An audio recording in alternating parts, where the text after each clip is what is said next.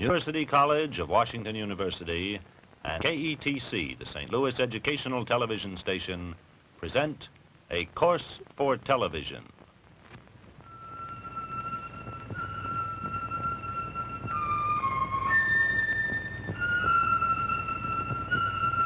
The Religions of Man, with Dr. Houston Smith, Associate Professor of Philosophy at Washington University.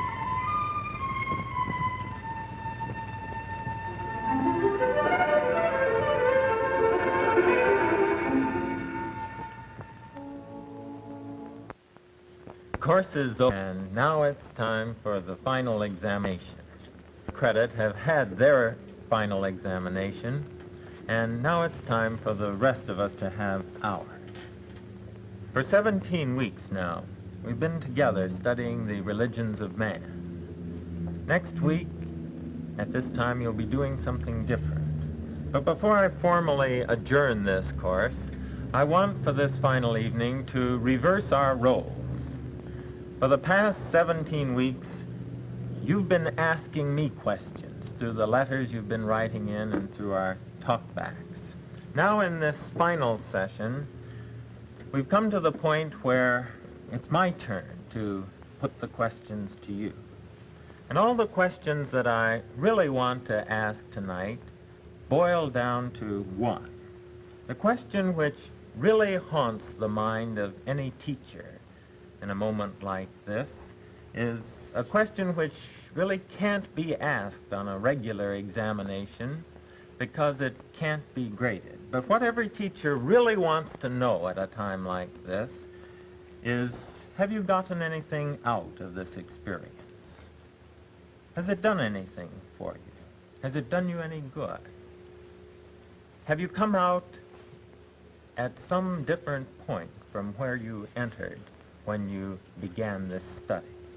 I said a moment ago that this is a question which can't be graded. Actually, it's also, I suppose, a question which can't be answered with any definiteness and precision.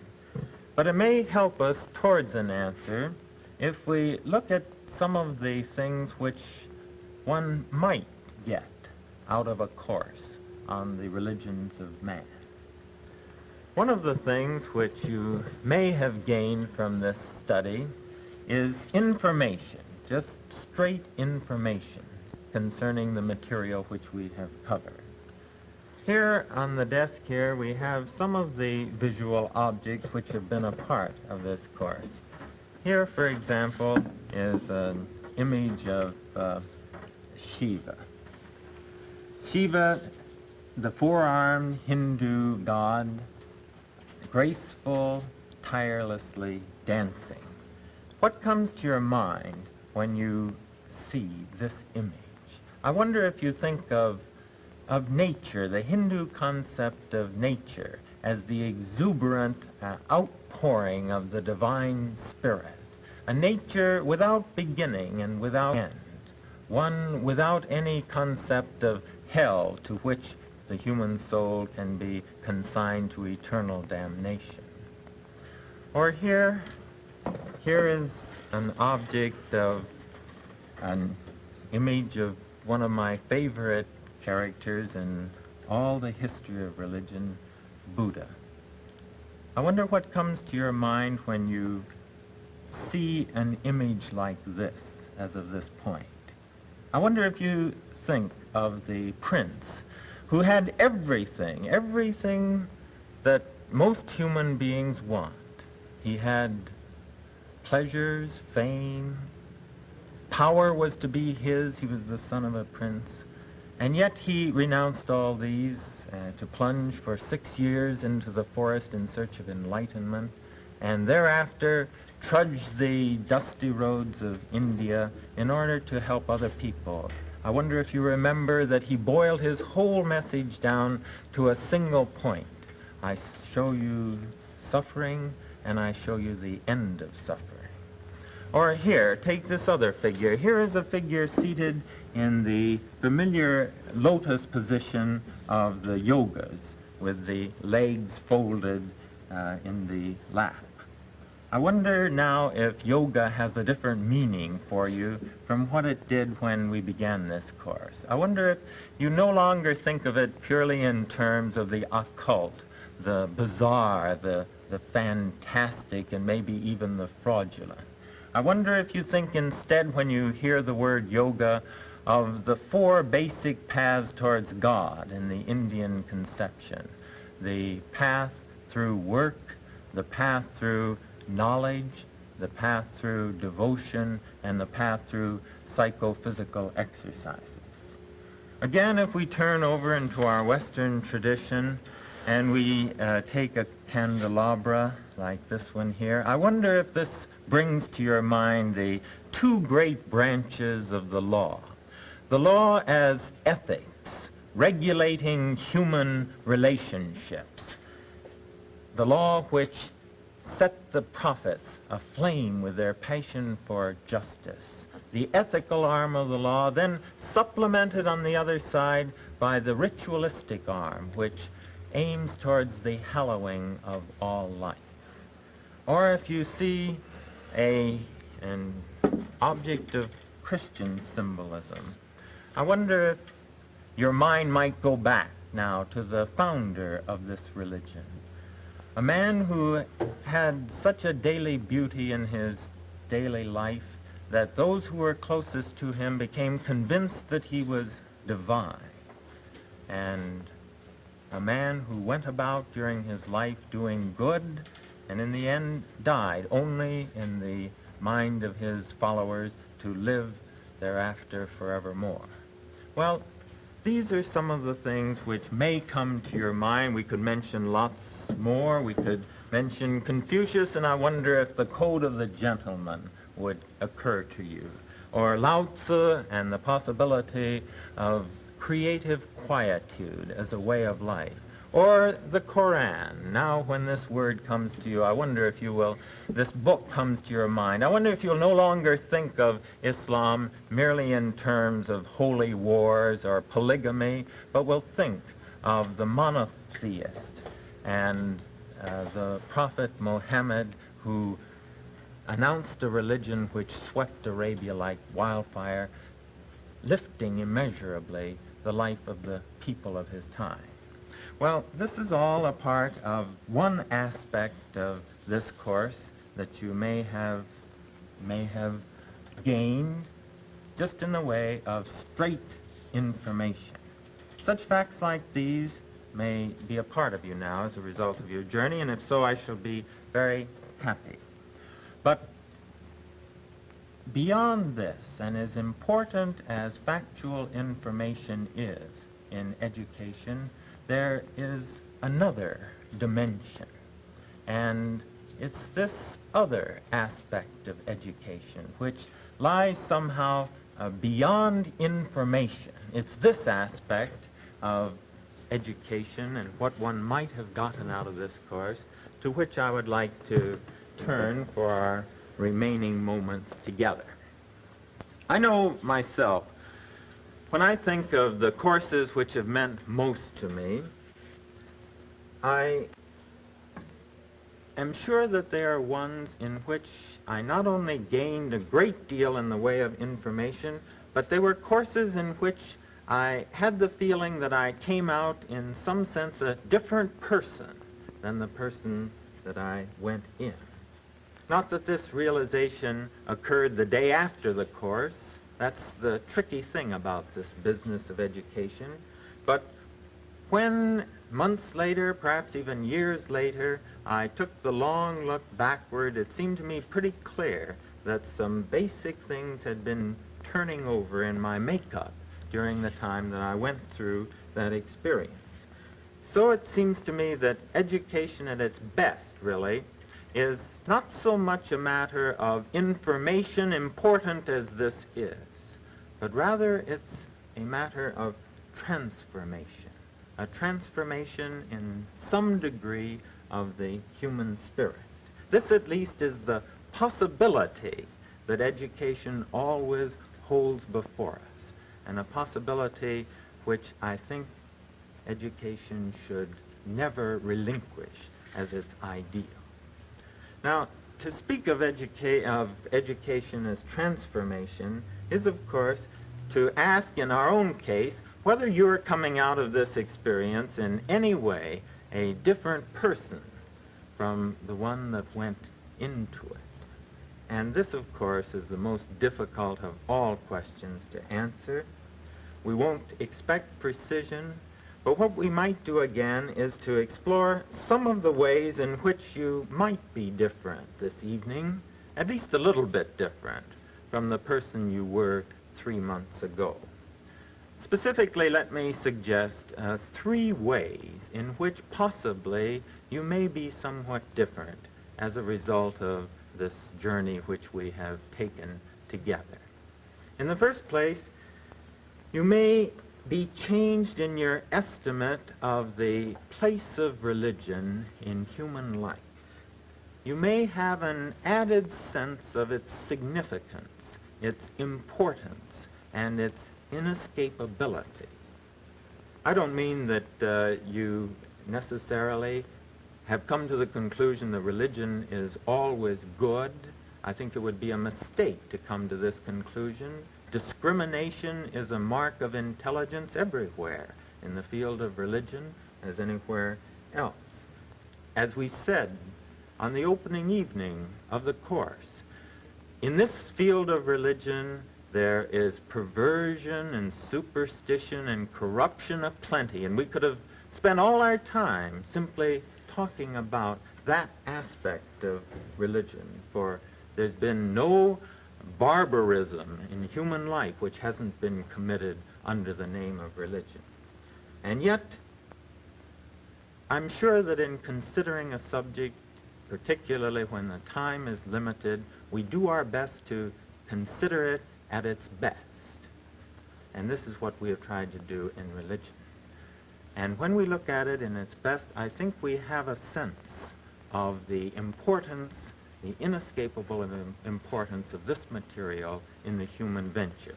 Specifically, there are 3 criticisms of religion which have been abroad in our time, which I hope that as a result of our experience you will now see to be but half-truths. They're half-truths, but I hope you will never mistake them for full truths. The first of these criticisms is that religion is simply primitive science, something which science is going to supersede. Now, it's true.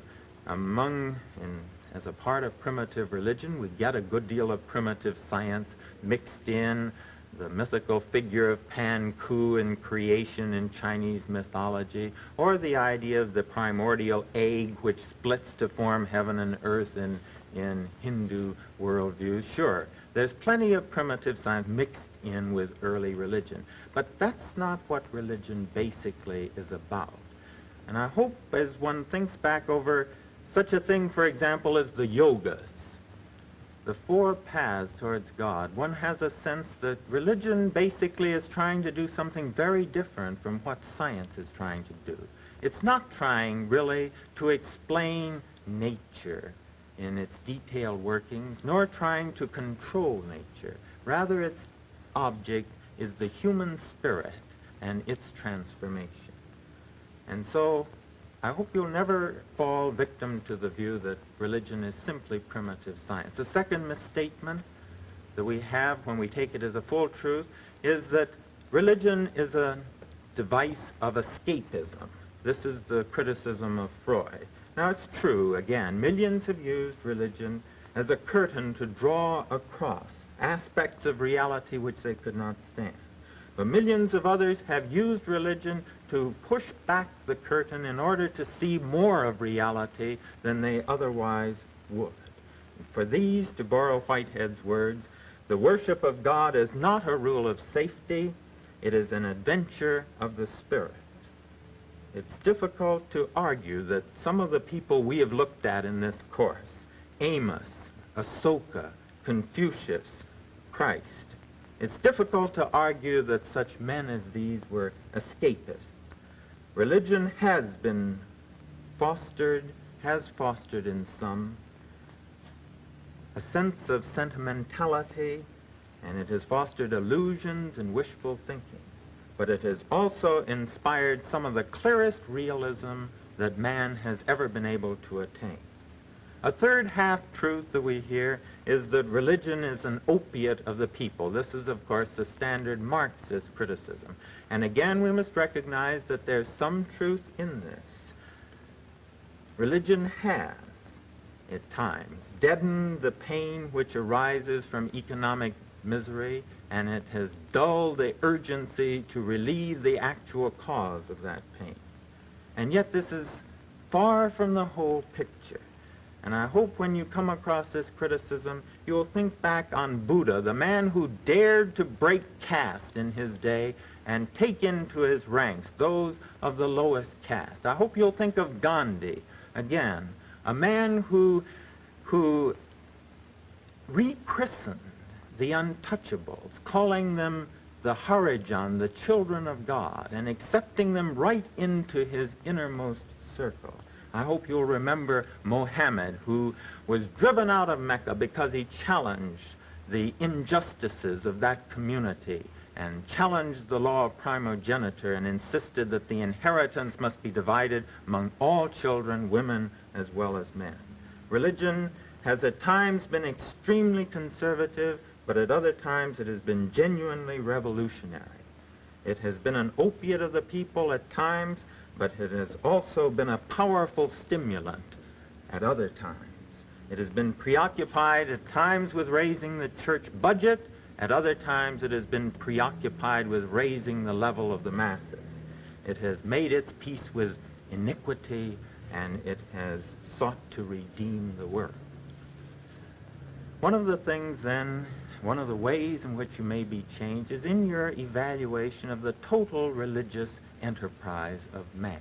A second way is that you may have a different attitude towards the religions of other peoples, particularly the religions of peoples of other cultures. I know, as a matter of fact, from a number of the letters which I have received already, that this has done something for you in this dimension. I don't mean necessarily that you agree with all these religions. I think that would be quite impossible. But I think that you may see that you have had these other religions misrepresented in your thinking to a large degree up to this day. And when you hear such bland statements as that Indian religion is world-denying or pessimistic, I hope you'll think of that symbol of Om, of infinite bliss, infinite awareness, an infinite being as the goal of every soul. Whitehead said on one occasion, men require of their fellow men three things: something sufficiently akin to be understood, something sufficiently different to provoke to provoke attention, and something sufficiently great to inspire admiration. And all three of these things, kinship, difference, and greatness, I think we have been able to find in each of the religions which we have studied. Now, finally, we come to the third and last question. Has this course made any difference to you as a total person? To your estimate of yourself, of your estimate of your neighbor, of your estimate of the world, and the meaning of life as a whole? William James once said, "The only difference that is a difference that makes a difference." I like that very much. And it comes out to this, that the only difference this course will have made in the ultimate sense is if it makes a difference actually in your daily life. Has this course made any difference in the way you live, the way you treat other people, the way you treat yourself, your estimate of the meaning of life? Now, here is a realm in which one must be the reverse of dogmatic. When the mind and the imagination are attempting to make their final casts at what reality is like and what life is all about, when we are falteringly trying to sketch in the unknown, here we must be open, completely open, and the reverse, as I said, of dogmatic. And yet, it seems to me that all these religions point in a certain direction. Not that they're saying exactly the same things in all their detail, not at all. But these things, I would suggest, are part of the general movement or direction in which they lead. Let me just suggest to you 5 of these judgments with which they come out. First, they all seem to me to come out with a conviction that reality is infinitely more than man at present can now comprehend. There's more to it than we can now see. Second, they all seem to come out with a conviction that there is a pattern and significance to life beyond what we can now trace. Third, they seem to come out with a judgment that our total environment in the final analysis is neither hostile nor even neutral to man's basic values, but rather in the end friendly to the human enterprise. And thus they emerge with this basic trust in the universe in which man lives. Fourth, they emerge with the view that sensitivity, beauty, and humor and love are the clearest pointers we now have to the nature of this ultimate reality. And finally, they all seem to me to be saying that periods of doubt and discouragement and struggle and pain in the end are opportunities to the human spirit rather than dangers in any irrevocable sense. Now, whether your thinking will have changed in these directions, I don't know, but here is again one of the possibilities in which you may be emerging a different person from what you began the study. Some of my credit students have been calling me since the examination, wanting to know if they passed this course. That's the question you asked me. Did you make it? But the question that I'm really curious about is a different one. It's, did it make you in any sense a different person from what you were? History is full of all kinds of examples of people who set out to get one thing and failed, but picked up something quite different along the way. We've had lots of examples of that right here in this course. Abraham goes out to possess a land, and what he gets in the way of the land is terribly unimpressive. But he picked up a sense of destiny along the way.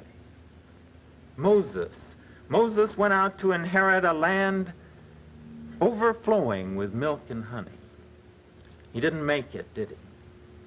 But he got freedom along the way. Man seems forever to be pursuing the horizon, and he never makes the horizon, but sometimes he picks up things much more important along the way. And I would say there's the same possibility here. Whatever objective you set for yourself in this course, whether it was to take it for credit or to keep up with the readings or to make such and such a grade, whatever you set as your standard, whether you made this standard is not so important as whether that made you in some way which is significant. We've called this a final examination, and the phrase has a certain appropriateness as a conclusion to a course, but strictly speaking, of course, it's a misnomer. There is no such thing as a final examination of the religions of man. Every examination of this subject has to be provisional. If you ever reach the point where you can make your final examination of religion, you will be dead, certainly spiritually dead, and maybe more than this. if history ever comes to a point where it can make a final examination of the place of religion in human life, history will be over. For in the end, a finished man, a religion, must mean a finished man in the sense of a man who has no more development ahead of him. And so no study of religion is ever final. It's purely an arch where through there gleams that untraveled world whose margin fades forever and forever as I move, to borrow the words of Tennyson. Now we come to the close, and yet we can ask, a close of what?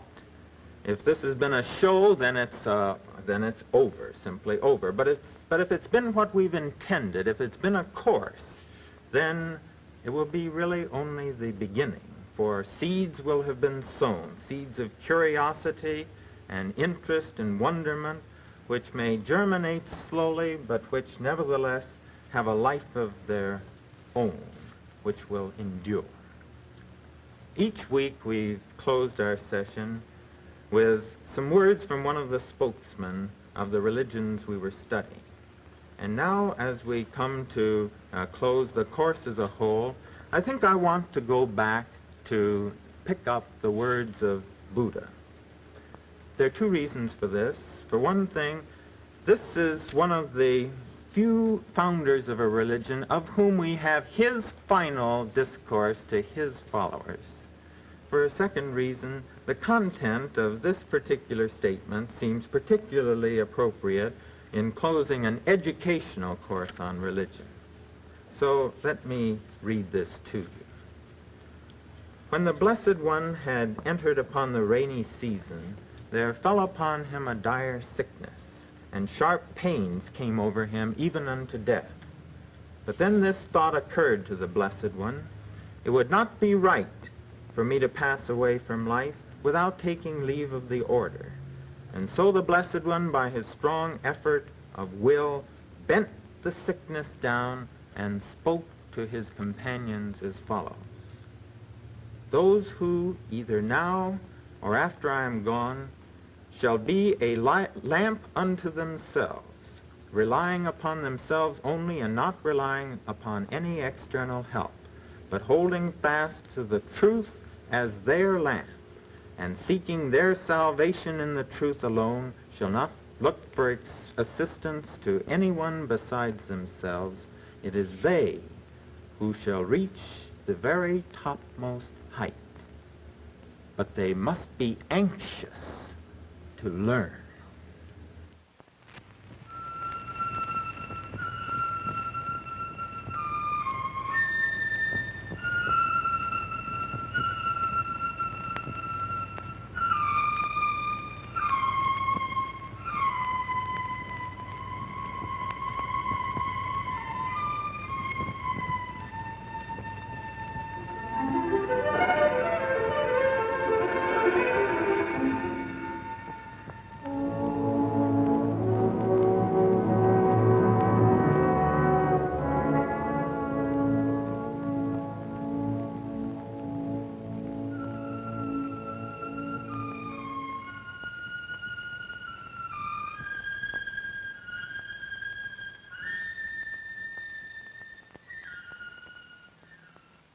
The Religions of Man has been produced by Washington University and KETC, Channel 9, the St. Louis Educational Television Station and Production Center.